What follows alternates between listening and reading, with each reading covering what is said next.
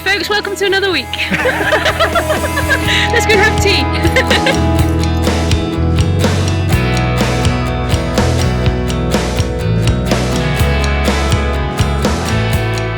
Well, that was a rather nice evening.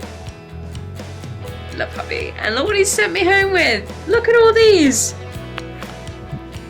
knitting magazines.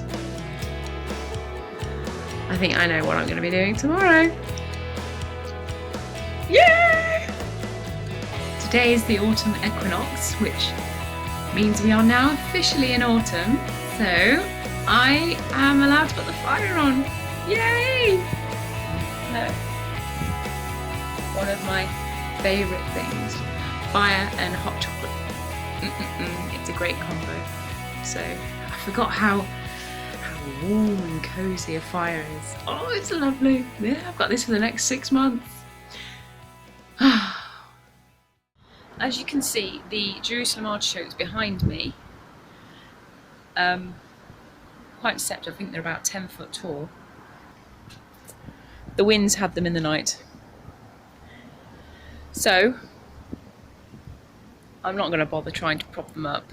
We're very close to it, kind of beginning to be the start of harvest. So I'm just going to simply cut the plant and giving it probably about a foot from the ground, and then compost the stalks.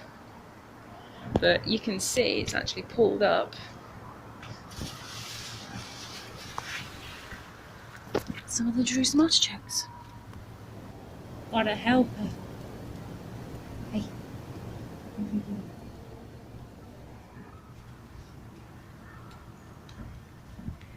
It's like a very domestic version of an Attenborough. There she is, lurking in the artichokes.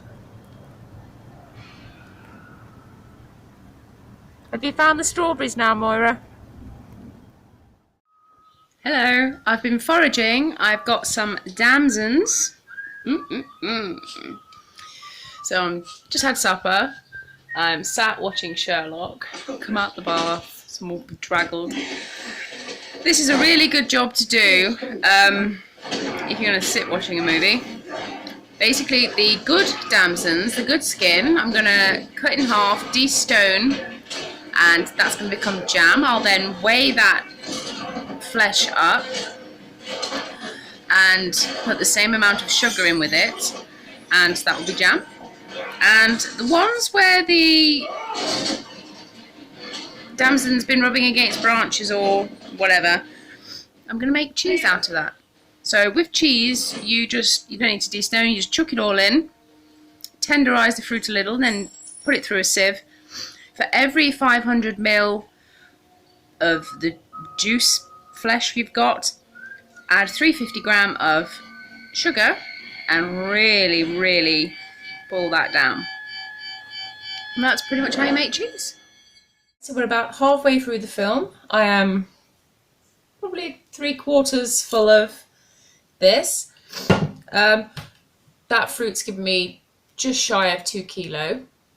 So the first thing to do when you're jam making is take a ceramic plate and pop that in the fridge.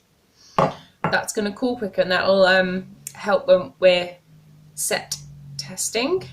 And then get this on under a really low heat. So the next thing to do while you're waiting for your sugar to dissolve is to clean your jars. So hot soapy water, give them a good wash, and then you're going to pop them in the oven. I usually do it at about 100 degrees, and that's going to kill all the germs and everything, and then basically they're sterilised, and then that's your jars ready. The reason why you do your jars warm is because if it was cool glass but warm, very warm jam going into it, it could shatter the glass. So that's why not only is it hygienic, but it's also good for safety. The jars are in. You don't need to put the lids in because a lot of these lids have got rubber bands within them and they would just burn and melt and it would not be good. Believe me, I have done it. So just turned upwards so that the heat makes them evaporate, or however you can at home. This is how I work. I have one of these portable cookers. All the sugar's now dissolved, so we're going to turn up the heat and we're going to get it bubbling away. So it's starting to froth. A lot of people tell you to remove that, but one tip that I saw from a lady who, I think she looks like she knows what she's doing, jam making. I think she's definitely a WI'er. She just said pick a direction and just basically stir. Can't see very well, can you? But stir in that direction, and eventually over time it just kind of gets incorporated into the jam, and it's absolutely fine. The jam's been on a rolling boil now for about 15 minutes. That's because it's a larger quantity. Normally if you're making about 1 kilo, it only takes 10.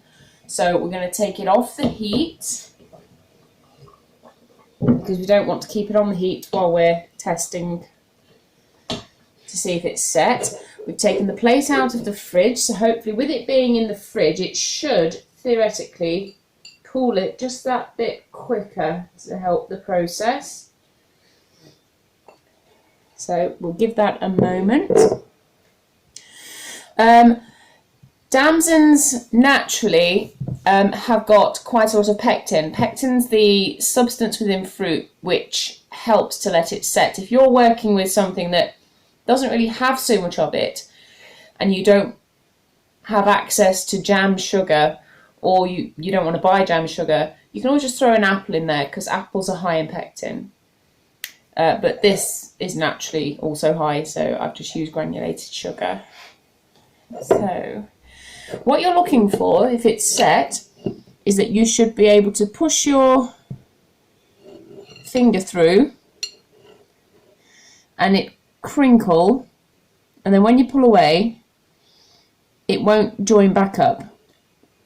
But it's still doing it, so we'll put it on the roll for another 5 minutes and test again. That 5 minutes seems to have done the trick. So when you push your finger through, can you see how it's crinkling? And then you pull away and it's staying parted. That is exactly what you need for jam. So it crinkles, if you can see that. Pull away and it doesn't really join back together, or at least not immediately. All that's left now is to fill the jars. I'm not normally this sloppy, but at 10 to midnight it's the best you're gonna get. So yeah, so I'm just going to fill the jars up to the top. As you can see, they're still a bit warm, but up to the top practically, because bacteria needs oxygen and water to survive. So fill it to the top. I'm going to cling film it over. I'm going to put the lids on. I know that's sacrilege to some traditionalists who should use wax discs and rubber bands, but quite frankly, it's not happening in this house. Not today. So there we are. 5 very full jars of Damson jam, and I'm going to let them cool. Tomorrow morning I'll give them a proper good scrub of all the jam drippings, and I'll label them what they are and the date made, and look forward to having those and for handing them out.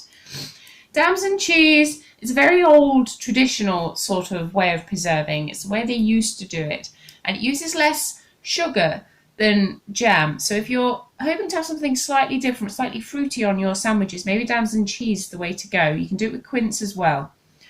And here's one I made earlier, but you can see it's really solid.